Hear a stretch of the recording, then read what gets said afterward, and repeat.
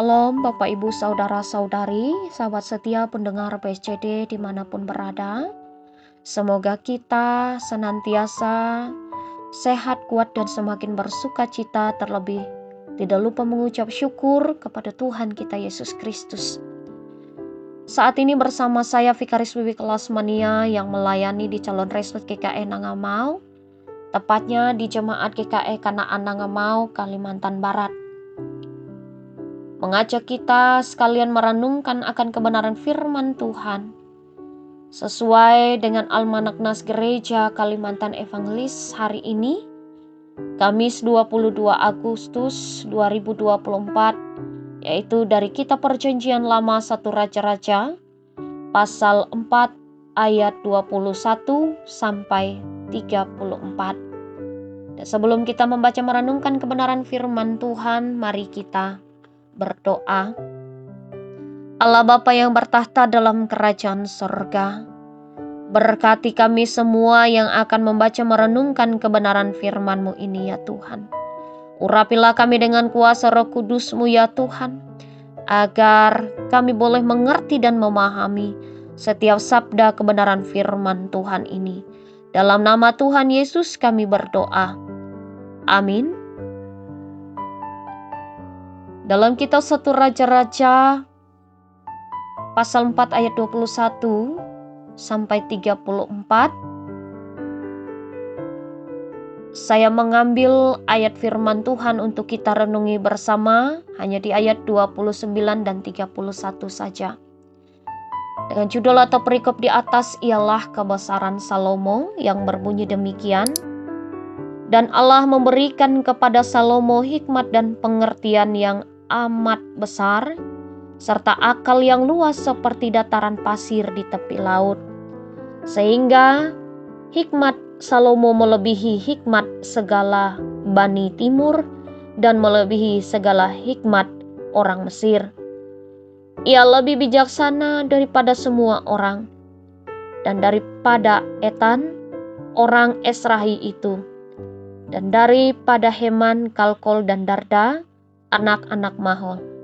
Sebab itu ia mendapat nama di antara segala bangsa sekelilingnya. Langit dan bumi akan berlalu, tetapi perkataanku tidak akan berlalu. Sahabat setia pendengar BSCD yang diberkati dalam Tuhan Yesus Kristus. Perenungan untuk kita saat ini saya beri tema ialah Allah sumber hikmat.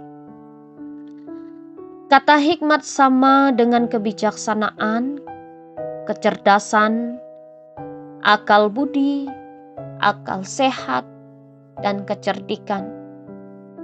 Hikmat sering diartikan sebagai suatu pengertian dan pemahaman yang dalam mengenai orang, barang, kejadian, atau situasi yang menghasilkan kemampuan untuk menerapkan persepsi penilaian dan perbuatan sesuai dengan pengertian tersebut. Ketika Allah menampakkan diri dalam mimpi Salomo, Allah berjanji akan mengabulkan permintaan Salomo. Dan Salomo tidak meminta umur panjang, kekayaan, atau nyawa musuhnya. Salomo hanya meminta hikmat untuk dapat menimbang segala perkara dan mampu bersikap sebagai raja yang adil bagi seluruh umat Israel. Tentu saja hal itu dipandang baik oleh Allah. Dan Allah mengabulkan permohonan Salomo serta memberikan bonus kekayaan dan kemuliaan. Hikmat Salomo melebihi hikmat semua orang. Bapak, Ibu, dan saudara-saudari yang diberkati dalam Tuhan Yesus Kristus. Pada masa pemerintahan Raja Salomo, bangsa Israel mengalami zaman keemasan, kehidupan yang makmur, aman, damai, bahkan berkelimpahan berkat dan tidak ada yang kurang. Tidak hanya itu saja, kerajaan-kerajaan sekitar Israel menyampaikan upeti sebagai tanda ketaklukan kepada Salomo. Itu berarti Israel pada masa pemerintahan Raja Salomo dihormati juga ditakuti banyak bangsa-bangsa. Salomo menggunakan hikmat yang diberikan Allah kepada dirinya untuk mendatangkan kemakmuran dan sukacita bagi umat Allah. Ia tidak menikmati sendiri apa yang Tuhan Allah berikan dan limpahkan kepadanya, melainkan bersama-sama dengan orang-orang di sekitarnya, di daerah kepemimpinannya. Ia boleh membaginya dan menikmatinya bersama. Terbukti dengan segala kelimpahan dan berkat yang ada dan nyata terjadi pada saat itu. Dengan hikmat juga yang diberikan Allah menjadikan Salomo dikenal oleh seluruh bangsa-bangsa.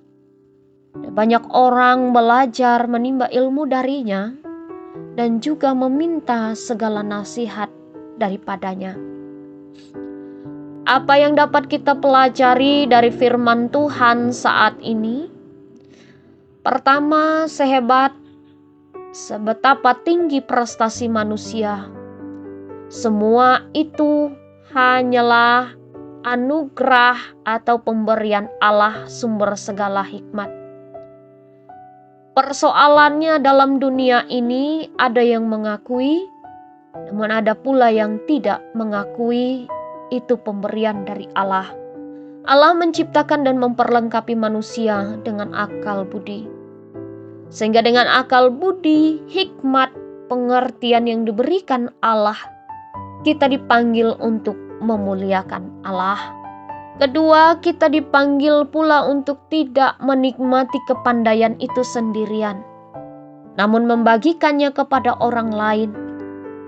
Sehingga hikmat, kebijaksanaan, kepintaran yang diberikan oleh Allah tidak sia-sia, tetapi berguna bagi orang lain dan membawa sukacita bagi orang lain dan juga bagi diri kita sendiri. Melalui kisah ini juga kita diajak untuk mau belajar meminta apa yang baik dan benar di hadapan Allah. Meminta hikmat dan pengertian merupakan hal yang penting dalam kehidupan kita.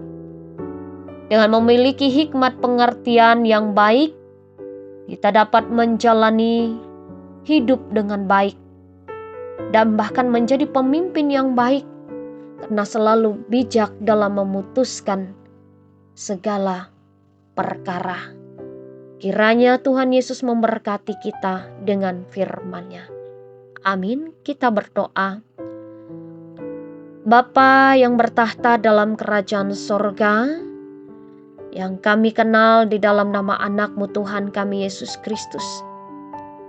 Kami bersyukur karena kami boleh diperdengarkan oleh sabda kebenaran firman-Mu. Dan kami bersyukur boleh mengingat kembali bahwa Engkau adalah Allah sumber segala pemberi hikmat bagi kami manusia. Dan kami mau ya Tuhan Allah, Tuhan pakai kami untuk menjadi berkat bagi orang-orang di sekitar kami. Kami pula ya Tuhan menyerahkan segala aktivitas pekerjaan kami yang kami lakukan, yang kami kerjakan di sepanjang hari ini ke dalam tangan kasih Tuhan. Kiranya Tuhan menuntun kami, menyertai kami, dan memberkatinya. Ini kami Tuhan, kehidupan kami di sepanjang hari ini kami pertaruhkan di dalam nama Tuhan kami Yesus Kristus. Amin.